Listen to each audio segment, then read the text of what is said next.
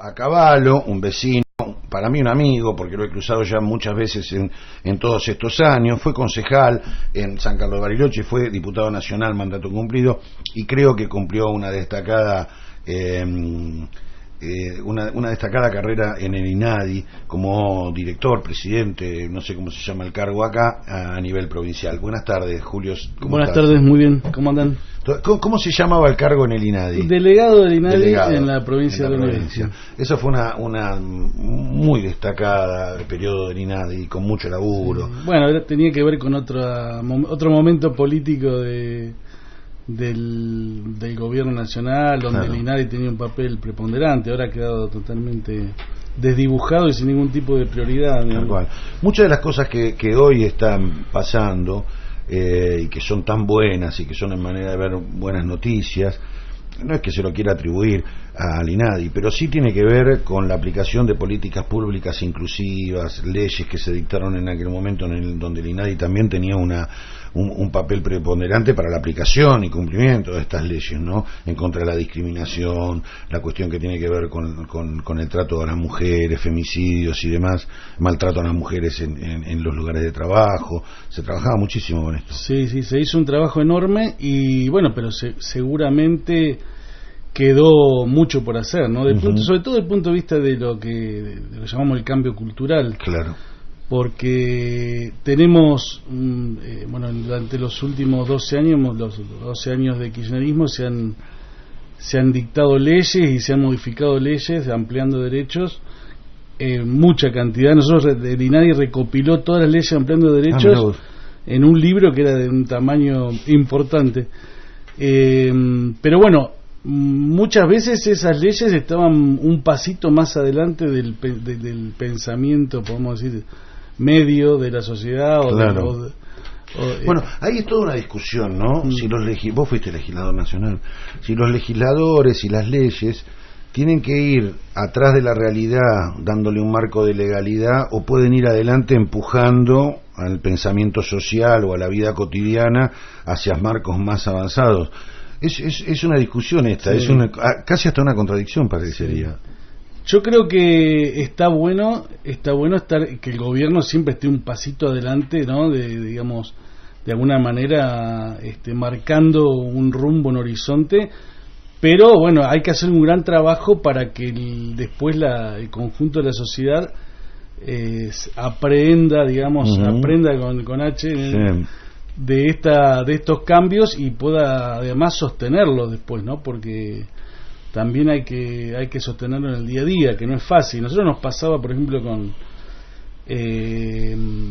las capacitaciones que hicimos muchísimas a los docentes en temas de discriminación, y bueno, nosotros veíamos que había, o sea, no se decía nada en muchos casos por corrección política, pero bueno, no era que teníamos un acompañamiento mayoritario, ¿no? Había muchos núcleos de resistencia a estos cambios, y bueno, y eso, digamos, conlleva o debería tener un trabajo de mucho tiempo y muy profundo para que, digamos, las personas puedan, digamos, realmente concientizarse sobre esta ampliación de derechos. Sí. Ahí hay siempre en estas, siempre, a ver, yo no he vivido ningún periodo en mi vida donde un gobierno amplíe derechos. Soy nacido en el 60, imagínate, vengo morfando dictaduras hasta los 23 años, morfando dictadura, exiliado del país. Volví y bueno, el despelote de la hiperinflación de Alfonsín, verdaderamente pobre Alfonsín, que se iba a preocupar en andar ampliando derechos, bastante con que conseguía sostener la democracia vivita y coleando con la agresión de los carapintadas y los golpes de mercado. Menem, bueno, ya sabemos, se preocupó más en vender las joyas de la abuela y en este tipo de cuestiones que en ampliar derecho ninguno, digamos, no es necesario no es necesario. Entonces recién lo vivimos a partir del 2003, en mi caso ya con 40 y largos años, pero lo que yo noté fue una especie de efervescencia, donde pasaba esto que vos decías, ¿no? Por un lado, una parte de la sociedad que ante esta ampliación de derechos no sabía qué hacer, y por el otro lado, otra parte de la sociedad que se ponía medio quisquillosa, ¿no? Como una efervescencia. Yo me acuerdo que Marcelo Parra y yo tuvimos en un momento una denuncia en el INADI, porque un oyente en un programa de Marcelo, yo ni estaba presente en el programa, hizo un chiste con respecto a los aborígenes en sí, creo que puso la palabra indios, sí. ¿no? De la palabra indios. Y era un chiste de un oyente, en realidad, ni siquiera un chiste de Marcelo. Claro.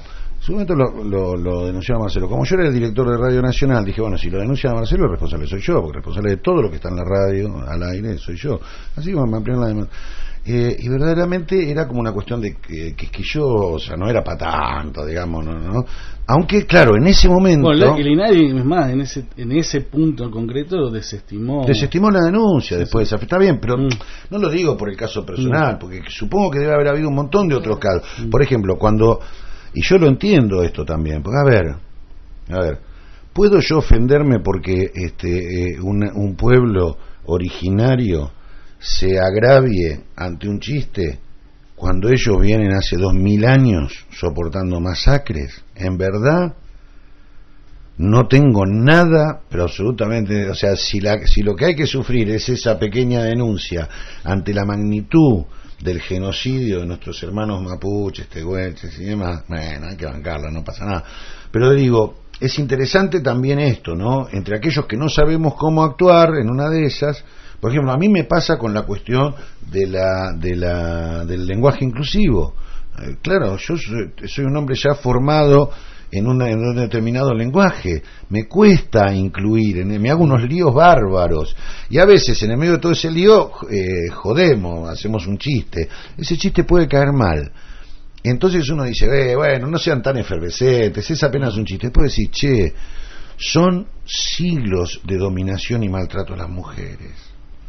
Incluida mi madre, mi prima, mi abuela, mi bisabuela, maltratadas, sin jubilación, sin pago alguno, relegadas, olvidadas, sin posibilidad. Entonces, si se agravian por un chiste, hay un punto en el que tienen derecho, me parece.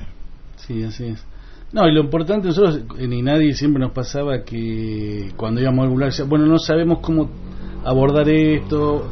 Dice, mira, la verdad que todos estamos aprendiendo juntos, no es que nosotros éramos, porque en algún punto nos ponían como una suerte de policía, claro, que venía a corregirlo. Claro, decir, me contaba alguien, por ejemplo, que en otra radio que hacían un micro del INADI que decía, hay mucha gente que está denunciando porque en el terreno le entran las gallinas del vecino, por ejemplo. Claro, eso no tiene nada que ver con INADI. No, bueno, sí, nosotros teníamos, digamos, mucha cantidad de denuncias que no tenían que ver con nuestra tarea específica, pero eso estaba vinculado también a que en algún momento fuimos el único organismo oficial de derechos humanos, claro, por llamarlo de alguna manera, que había en Bariloche, porque todavía no estaba la Defensoría del Pueblo municipal, no había la Defensoría del Pueblo de la provincia, que creo que tenía una delegación, bueno, no estaba. La gente no lo tenía presente, aparte de eso. Claro. Entonces acuden a donde pueden. Claro, entonces, bueno, nosotros también hacíamos un trabajo ahí de reorientación o de... Sí, un vínculo redireccionamiento, claro, de redireccionamiento al organismo que correspondía, pero es verdad que sí, que había mucha... podríamos decir un porcentaje importante de las denuncias que no tenían que ver con nuestro accionar específico. Julio, ¿sos oriundo de dónde? ¿Dónde naciste? Yo nací en Maipú, en la provincia de Buenos Aires, Maipú, sobre la ruta 2 que une Mar del Plata y Buenos Aires. Cerca de Coronel Vidal. Exactamente. Y después, ¿estudiaste Derecho? No, yo estudié Arquitectura. Pensé que eras abogado. No, en La Plata. Ajá. Uy, qué lindo, qué hervidero La Plata, ¿no? ¿En tu época? Sí, bueno, en realidad mi militancia arranca en el 83. En el 84, en La Plata, que, bueno, y en la Facultad de Arquitectura, que era una facultad, fue una de las facultades más castigadas por la dictadura. Claro. La ciudad de La Plata en general y la universidad en particular. Claro, y bueno, y ahí nos tocó una tarea que empezamos a militar, un poco de reconstrucción de todos los compañeros desaparecidos, asesinados, que ahí no había registro todavía.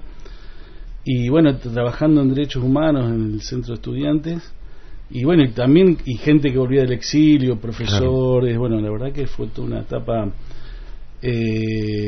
dura, porque nos tocaba esa parte, pero bueno, también con mucha alegría por la vuelta a la democracia y todo lo que significaba toda la reconstrucción de la militancia política y social. ¿Y te recibiste de arquitecto? Sí. ¿Y cuándo viniste a la Patagonia? Y en el 91. Miércoles, hace un montón de años. Sí. Perfecto. Y ahí, tiempo después, fuiste elegido como concejal. Sí, como concejal del FREPASO en ese momento, Frente País Solidario, que era una alianza de Frente Grande con el partido de Bordón. Y bueno, del 95 al 99, digamos, estuve como concejal y como un bloque unipersonal ahí. Y después, bueno... 95 al 99 estaba Feudal, ¿no? Atilio, no, estaba César Miguel. César Miguel. Mira vos. Atilio agarra en el 99 y sale con la crisis. Claro, pero Atilio había estado de 83 al 87. Sí, claro.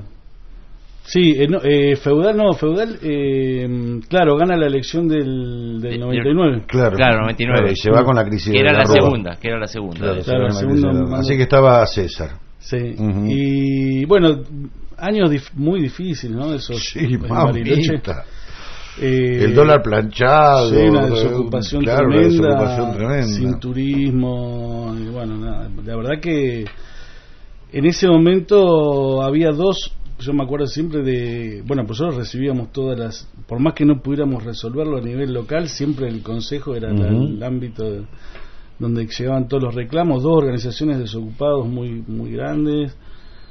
Teníamos un conflicto también importante entre los estatales y la provincia, que llegaron a no cobrar durante muchos meses, los jubilados, los empleados municipales, que también en ese momento el municipio estaba en conflicto, o sea, sacaron las máquinas, me acuerdo. Claro, bueno, terminaron con las máquinas arriba del centro cívico. Fueron momentos... Así que te fogueaste de entrada, en la primera elección que ganaste, te fogueaste en un quilombete... Sí. Más o menos. Bueno, eso forja el carácter. Sí. La verdad que sí, porque después, digamos, después que vivió otros momentos políticos, como el que hablábamos ahora, cuando asume Néstor, bueno, a mí me tocó 2 años de estar en la Cámara de Diputados, de 2003 a 2005, y bueno, y después de haber pasado además la crisis del 2001 en la Cámara de Diputados. Claro. 2001, los 5 presidentes, me tocó todo eso, ¿no? Y así que se vayan todos, claro. Y el Congreso vallado. Sí. Mis amigos que no querían ir a visitarme al Congreso, y uno había ido con un traje y una corbata, casi lo linchan. Claro, pensaban que era diputado. Claro. Qué complicado. Pero, ahora, hay gente que de esa experiencia no aprendió todavía. No. Por aquella experiencia fue una experiencia muy fuerte. Y hay algunos que no aprendieron todavía, y hay otros que sí, digamos, no hay otros que aprendieron y mucho. En ese sentido, yo reconozco en vos una militancia y una coherencia. Nos hemos encontrado radialmente y también hemos conversado fuera de esto en algún otro ámbito, y hay una coherencia en tu pensamiento político, y esto es súper interesante, porque de esto se trata la política, me parece, de ir aprendiendo. Y cuando digo coherencia no digo obsecuencia, no digo que siempre estás alineado, porque te he escuchado crítico también. Vos que estuviste ahí, que fuiste concejal, que viste un momento de crisis, que viste aquella ciudad. Cuando vos terminaste tu mandato yo vine por primera vez en el 95, pero me quedé un periodo cortito y me fui. Después vine en el 98 y no me fui nunca más. ¿Cómo ves la ciudad hoy?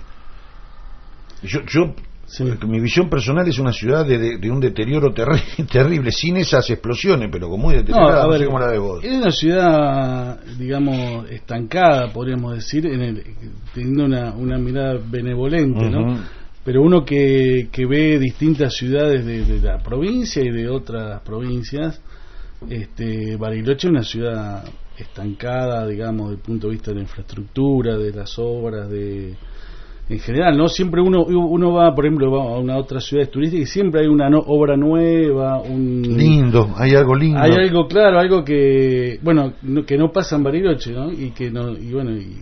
Que creo que en muchos casos el tema paisaje nos ayuda a ir llevando esa situación, porque la gente, a pesar de esta ciudad, digamos, en algunos casos dinamitada, digamos, igual le gusta y la pasa bien, pero sí con un gran atraso,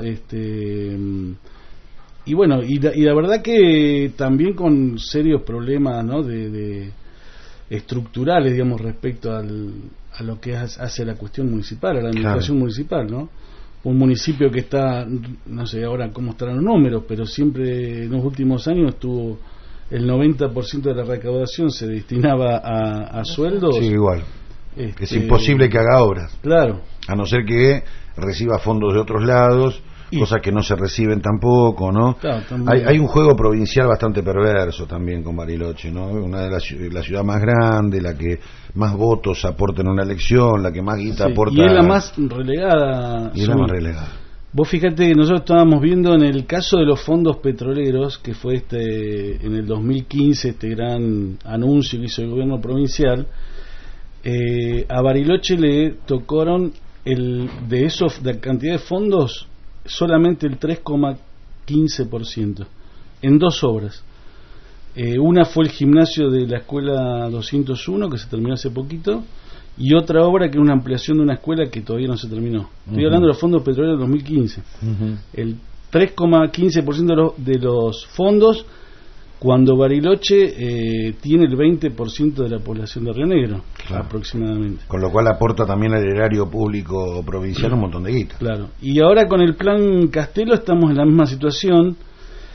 Se anunciaron 2 obras en el plan Castelo por 45 millones de dólares. Una era el parque tecnológico, que eso iba a llevar, según los anuncios del gobernador, 30 millones de dólares y 15 millones de dólares para el centro de congresos y convenciones.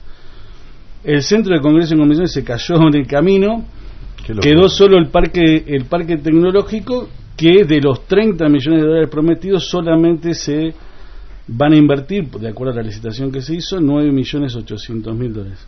Qué locura. O sea que de los 300 millones de dólares que tiene, digamos, que se endeudó el gobierno, a Bariloche solamente le han tocado estos 9 millones y pico, que son también el 3 y pico por ciento. Entonces, digo porque a veces tenemos mucho bombardeo publicitario, mediático, viste, que se abren los sobres, que se anuncia, que pero cuando vamos a los hechos... Cuando vamos a los papeles, se cayó. Ese centro de convenciones nunca anduvo, se cae siempre el centro. Hay que cambiarle el nombre, me parece, hay que llamarle otro nombre, porque parece que viene marcado así, pasa a los gobiernos y no se puede hacer. O sea que es verdad que Bariloche podemos decir que es una ciudad abandonada por la provincia. Bueno, ahora por nación en este gobierno, obviamente, porque abandonó no hay obra pública, abandonó todos los municipios, claro. ¿no? Es muy cara también. Sí, durante la gestión de Néstor y Cristina es donde se pudo hacer obra pública. Sí. Yo sé que a mí me preocupa, por supuesto, el tema de la obra pública, porque vivo acá, como todos, y sufro y padezco lo que sufren y padecen todos. Aunque si bien nuestro padecimiento son padecimientos pequeños burgueses, yo por un momento me veo a mí mismo quejándome por los pozos, y después voy a visitar a algunos amigos que viven en el Alto y digo, la puta, yo me quejo de lleno, porque yo me quejo por los pozos de la Pionero, que está toda rota, porque me rompe el tren delantero ya de mi viejito y maltrecho auto. Pero cuando vas al Alto no tienen bondi. Eso sí, los barrios del Alto son barrios privados de luz, privados de gas, privados de agua, privados de cloaca, son absolutamente privados. Entonces, privado de calle, ahora está muy terrible allá arriba la cuestión. Y yo, ¿sabes en qué pienso siempre?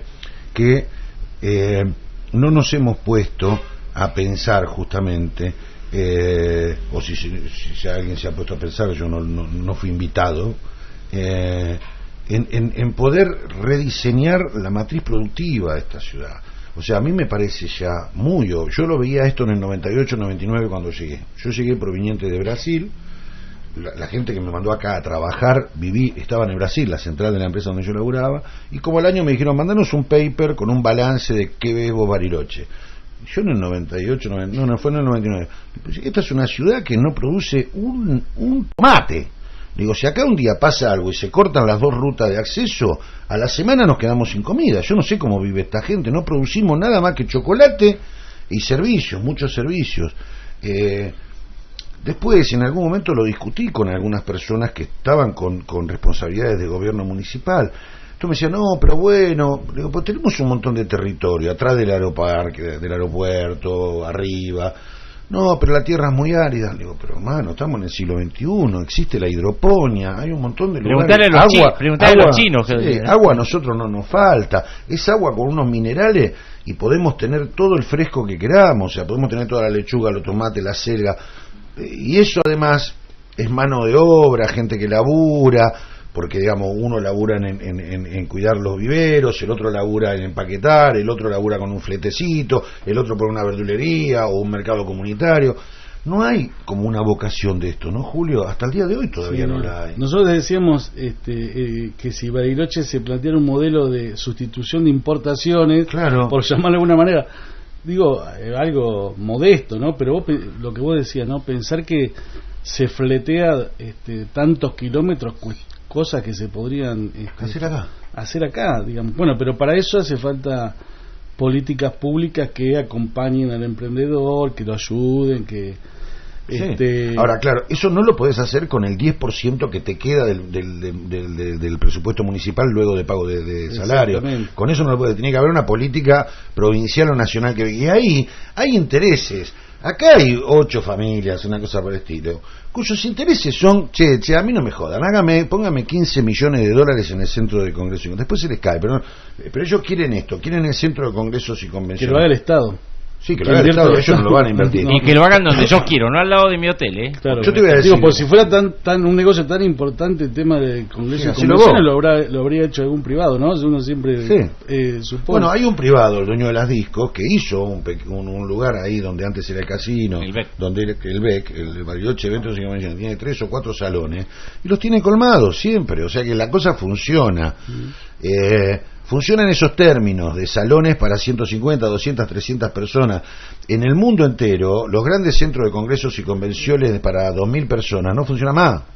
Lo dijo un experto en el que estuvo hace poco. Sí, hablaba de... Claro, porque acá todos estaban pensando en un elefante blanco de... no funciona más eso. 2.000 personas cuando... En un mega estadio, claro. Claro, dijo, no, muchachos, son 500 personas. Claro, para 500 y listo, ya está, ¿no? El ese gigantesco, que yo en Las Vegas, que era para congresos y convenciones porque iban de todo el mundo a hacer convenciones, hoy en día se usan cada tanto para hacer una pelea de boxeo o un gran recital de algún mega estrella de rock, y todo eso. El resto de los hoteles consiguió hacer, bueno, nada, nosotros tenemos el ejemplo acá en Argentina con los cines, los cines cuando yo era pibe, cuando vos eras pibe, era el cine con gallinero, con pullman, el cine para 2.000 personas, y hoy en día son todos microcines, entran 200 y dale que te dale y le vas pasando con una cosa. Saltemos un poco, Julio, de la esfera local de San Carlos de Bariloche a la esfera provincial. ¿Cómo ves vos la provincia? Porque digamos, esta decadencia municipal tiene un correlato en una decadencia provincial que ni siquiera pudo aprovechar los 12 años de bonanza que hubo para algunas provincias inclusive que no eran afines con el gobierno nacional, o sea, no se puede decir que fuera por eso, porque Sáiz en su momento tenía una buena relación con Cristina, de hecho era considerado un radical K, pero digo, Neuquén creció en esos 12 años, Chubut con sus altos y bajos, y que yo también creció en obras y demás. Vos pasás Lago Puelo y te das cuenta que entras en Chubut por la calidad de las rutas. Sí, puta, esto parece otro país, no otra provincia. ¿Cómo ves esto? Yo creo, mira, que Río Negro, como vos decís, no aprovechó, digamos, el modelo nacional de crecimiento, de desarrollo, de inclusión que pasó en el país, y que tuvimos un gobernador, como el caso de Bretinec, que fue, digamos, llevando la situación a través de dos importantes ingresos que tuvo la provincia, que uno fue la renegociación de los contratos petroleros y ahora este endeudamiento en dólares muy importante que ni siquiera lo va, el capital no se va a pagar en su gestión, claro, se empieza a pagar en 2020. Pero no hubo reformas estructurales que resolvieran, digamos, la ecuación económico y financiera de la provincia. Río Negro sigue siendo uno de las provincias más endeudadas del país, y con, digamos, problemas en su actividad, su principal actividad productiva grave, como es el caso de la fruticultura. Claro. Coyunturalmente el tema turístico va y viene, pero digamos en el caso del Alto Valle, ahí hay una crisis profunda que no se ha resuelto. Ahora, esa crisis viene otra vez, vamos otra vez a la sí. época en que nosotros llegamos acá. Sí. Estaba en crisis con el 1-1, estuvo en crisis con el 4-1, sí. estuvo en crisis cuando se planchó el dólar durante el kirchnerismo, está en crisis ahora que el dólar vale 40 mangos. Bueno, pero no le encuentran la pata a la sota. Claro, no se ha tomado tampoco, no hubo siempre hubo una política de decir, bueno, pongamos plata y subsidio para que no nos corten la ruta. Claro, para no jodan. Y no jodan, pero no hubo nunca un política. replanteo serio ahí es verdad lo que vos decís, el tema. Nosotros, cuando yo estuve en la Cámara de Diputados, impulsamos un proyecto que era la creación de un instituto de fruticultura, bueno, para ver si se podía empezar a reconvertir o trabajar, digamos, desde lo técnico también para reconversión. Pero bueno, no prosperó y siempre se trabajó sobre la coyuntura. Ahí hay como talones de Aquiles, ¿no? El frío, el flete, los mercados extranjeros, la salida, el puerto, son como talones de Aquiles, sí. porque la producción está, la tierra está, los productores están y cobran 2 mangos con 50. Pero bueno, en los 90 hubo una gran concentración en 3 o 4 grandes empresas frutícolas que digamos, que pasó del esquema del chacarero, del gringo que tenía su chacra y de 10, 15, 20 hectáreas. Claro, y armaba cooperativas con los otros chacareros. Digamos, pasó de eso a los grandes, a las grandes, claro, a Expofruit, a las grandes empresas, que concentró el negocio y empezó a imponer el precio a los productores. Claro. Y ahora el productor te vende la pera a 4 pesos el kilo y vos la pagás en ladrónima a 25, claro, 50 más. Como ha pasado con tantas actividades agrícolas y, bueno, de producción en el país, ¿no? El caso de la leche, sí, o sea que... Pero bueno, no hubo un intento, digamos, eso tampoco desde el gobierno provincial para poder abordar estos temas o poder buscarle un principio de solución. Y fue un gobierno el de Bretignac que fue zafando, podemos llamarlo, con estos ingresos extra de renegociación de contratos petroleros, con este crédito de $300 millones. Ahora, es más, los aguinaldos se van a pagar también con otra pequeña renegociación de un contrato petrolero que hubo en estos días. Qué locura. O sea que quiere decir que una provincia que no puede, digamos, por lo menos destinar parte de esos recursos a desarrollar otro tipo de políticas que a mediano y largo plazo, ¿no? Están permanentemente atendiendo la coyuntura. O sea que esto, digamos, esta es lo que tenemos de idea de la provincia, y además una provincia que acompañó, digamos, el modelo nacional del macrismo, por ejemplo, respecto al endeudamiento, ¿no? Sí, bueno, y lo acompañó acá en el municipio también. Esto fue uno de los pocos municipios que agarró, no sé cuánto, creo que 2 millones y medio de dólares. 2 millones y medio de dólares, con el dólar a 20 agarraron. Yo espero que lo hayan conservado en dólares o lo habrán dado en pesos, porque se le dieron en pesos, sonamos, debemos el doble ya. La verdad que aparte en un momento, digamos, justo cuando fue los grandes movimientos del dólar, ¿no? En ese momento.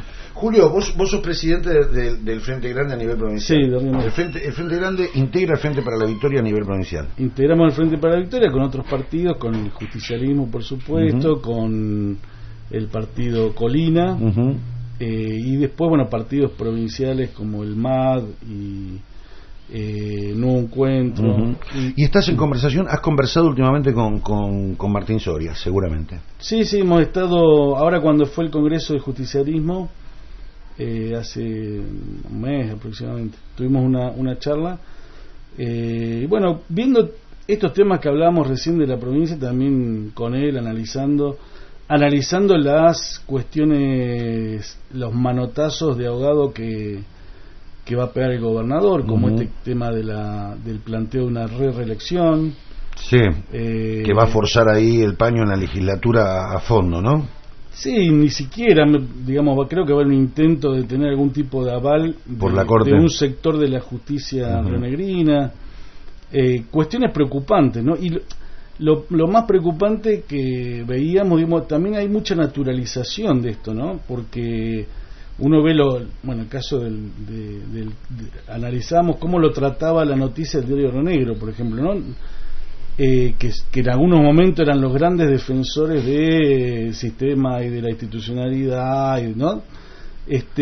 Planteándolo casi naturalmente que el gobernador puede, digamos, dar esa pelea por la reelección como si fuera una carta más que tiene sobre la mesa, cuando estamos hablando claramente de una cuestión de la violación de la Constitución provincial. O sea que los sondeos de opinión que se han hecho hasta ahora dan una ventaja a Martín en elecciones provinciales. Una amplia ventaja. Con los candidatos que se estaban planteando hasta ahora. Sí, y una ventaja aún con el Bretinec. Ahora, no agarra una provincia fácil. Siendo un tipo del Valle, hijo, indudablemente, de quien es hijo, del Gringo, varias veces intendente de Roca. Vos en las charlas con él, ¿has visto que él tiene una visión integral de la provincia? ¿Entiende la problemática? Por ejemplo, el Gringo había vivido mucho tiempo en Bariloche, de alguna manera entendía la problemática turística y demás. ¿Hay en Martín esto? ¿Es un tipo que puede en su inteligencia comprender la problemática turista, la problemática del puerto y del Atlántico y del Alto Valle y de la línea sur? Esta es una provincia que es casi un país. Sí. Yo entiendo que sí, que él tiene la capacidad de comprensión y también la capacidad de escucha, digamos. Y bueno, y después hay una tarea que es de los referentes de cada una de estas regiones, que podamos llevar, digamos, las ideas y los proyectos necesarios para que el futuro gobernador pueda dar cuenta de esta problemática. Ahí hay es muy difícil que el gobernador tenga digamos, finito cada uno de lo que pasa en cada una de las ciudades, pero sí, no puede ser omnipresente, pero sí que digamos lo que ha demostrado Martínez en General Roca ha sido una gran gestión para verse, para hacer algún paralelismo con Bariloche. General Roca tiene 15 años ininterrumpidos de superávit fiscal, por ejemplo. Claro. Pero no es porque después que la plata del superávit la meten en un banco, digamos. Ese superávit que ha permitido hacer muchísimas obras municipales, ¿no? Asfalto, cloacas y demás. Que son hospitales, escuelas. Que es lo que hemos hablado, digamos, acá respecto a las carencias de nuestra ciudad. No, pero quiero decir con esto, él ha demostrado, está bien, en la escala de una ciudad grande, pero ha demostrado ser muy eficiente en la gestión y profundizar lo que el Gringo en su momento también dejó, ¿no? Porque el padre... Bueno, también en ese sentido agarra una administración de la cual él participó y puede conocer. A nivel nacional, ¿escuchaste el discurso de Cristina en Claxo? Sí, escuché fragmentos, pero bueno, muy muy interesante y de alguna manera reafirmando la línea de trabajo, digamos, de un frente amplio, patriótico, inclusivo, esto planteando de que este gran frente tiene que contener a todas las víctimas del neoliberalismo, ¿no? Los que rezan y los que no rezan, los pañuelos verdes y los celestes. Sé que esto no les va a molestar a unos cuantos, dijo Cristina. Sin embargo, hay que abrir la cabeza, ¿no? En ese sentido. Y bueno, pero esto es la amplitud de... Nosotros, esto pues está bueno decirlo públicamente. Por ejemplo, nosotros en el Frente Grande tuvimos estas discusiones también internas y muchos compañeros decían, pero si un partido que es parte de la sociedad también tiene estas contradicciones. Claro. Puede haber adentro del partido gente que tenga un pensamiento y el otro y ser líneas internas del mismo partido. Claro, y poder sin que esto implique la exclusión, sin que esto implique la exclusión constante, si no sería como un estalinismo, digamos, ¿no? Sí, sería una cosa muy, yo digo, digamos, muy sectario, muy el gringo, yo le digo al gringo, el gringuito, el gringo chico, ¿Ve con buenos ojos a Cristina? ¿Apoya a Cristina en una elección nacional? ¿Es Sí, parte de, sí, de ese sí, proyecto? Sí. Te Te lo aseguro porque digamos fue parte de la charla. Él con estas palabras, te digo, lo que nos planteó, me dice: mira, nosotros nos han llamado todos los referentes nacionales del justicialismo para que estemos encolumnados en un proyecto. Ahora, yo creo que la única que puede sacar al país de esta situación es el liderazgo de Cristina. Uh-huh. Y lo dijo con mucha convicción y además tiene contacto permanente con ella y en eso yo no tengo duda que dónde está y dónde va a jugar, ¿no? Ahora lo saco a Julio Cavallo, ex diputado, lo saco a Julio Cavallo, ex delegado del INAD y funcionario y todo, a Julio como militante, como aquel militante del 84 y demás. ¿La ves a Cristina como candidata? ¿La querés a Cristina como candidata? ¿Te parece que ese es el punto que suma?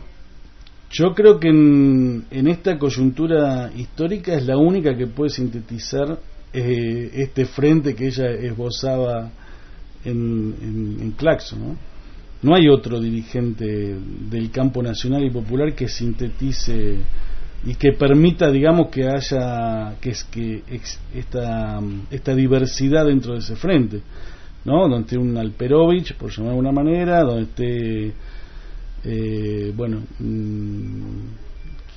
otro dirigente podemos mencionar? Pero digo, Alberto Fernández, claro, Aníbal, Alberto, bueno, Felipe, bueno, Kichilov, digamos. Creo que en esta hay una riqueza en esa variedad también, ¿no? En esta coyuntura creo que es la única que puede sintetizar esa diversidad.